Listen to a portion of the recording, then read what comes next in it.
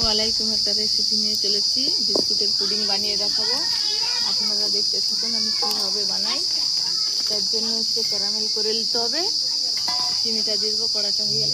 পুডিংটার জন্য একটা ক্যারামেল তৈরি করে নিতে হবে। চিনি দিয়ে দিলাম এখানে ক্যারামেলের জন্য। ক্যারামেলটা তৈরি করে দেবো। এইভাবে আস্তে আস্তে লাড়তে হবে।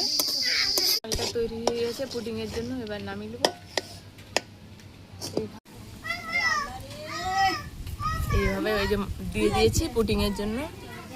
এইভাবে সেট করে নিলাম। এবার পুডিংয়ের জন্য এটা তৈরি করতে হবে। ডোটা 2 প্যাকেট বিস্কুট নিয়েছি। এইখানে এইভাবে গুঁড়ো করে দিয়ে দেবো। আমার কাছে মিক্সচারটা নেই, সেই গুঁড়ো করে নেবো। দুধে ভিজিয়ে এবার গুলে নেব 2 প্যাকেট বিস্কুটটা। অনেক দিন থেকে দেখছি বিস্কুটের পুডিং বানাচ্ছে সবাই। আমি বানাবো বলে চেষ্টা করছিলাম। আজকে অলরেডি বানিয়ে দিচ্ছি। বিস্কুটটা কীরকম পুডিংটা লাগে বিস্কুটের খেতে দেখবো। এবার ভেঙে ভেঙে দিয়ে দিচ্ছি 2 প্যাকেট বিস্কুটই।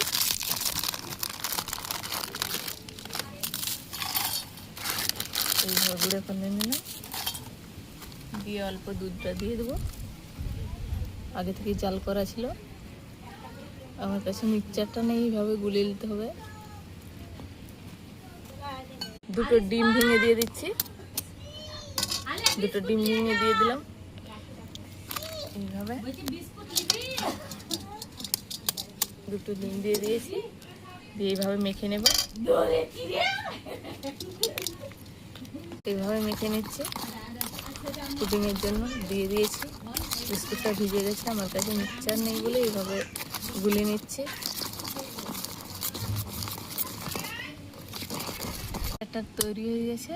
আগে থেকে ক্যারামেলটা দিয়ে রেখেছিলাম, পরে ঢেলে দিলাম এইভাবে পুডিংয়ের জন্য। আমার কাছে পুডিং করা মূলটা নেই, আমি এইটাই নিয়ে নিয়েছি পুডিং বানাবার জন্য। চাপিয়ে দিয়েছিলাম, এই ট্যানটা দিয়ে দিলাম। দিয়ে এইভাবে বসিয়ে নিচ্ছি। দিয়ে একটা থালা ঢেকে দেবো। এইভাবে এটা হয়ে গেছে। এবার নামিয়ে দেবো। এইভাবে এটা হয়ে গেছে। এবার নামিয়ে দেবো। এইভাবে নামিয়ে নিচ্ছি। এইভাবে ঢেলে নেবো। গরম আছে, থালাটাকে ধরে ঢালতে হবে। এইভাবে উঠে আসে নাকি ঠিকঠাকভাবে হয়ে গেছে। খুব সুন্দর হয়ে গেছে সেট। দেখুন, একটু কেটে দেখাচ্ছি। এইভাবে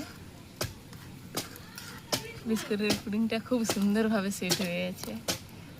পুডিংটা খুব সুন্দরভাবে সেট হয়ে গেছে। যে দেখুন বিস্কুটের পুডিংটা আপনারা বাড়িতে বানিয়ে খাবেন। খুব সুন্দর হবে খেতে, খুব সুন্দর লাগে পুডিংটা খেতে।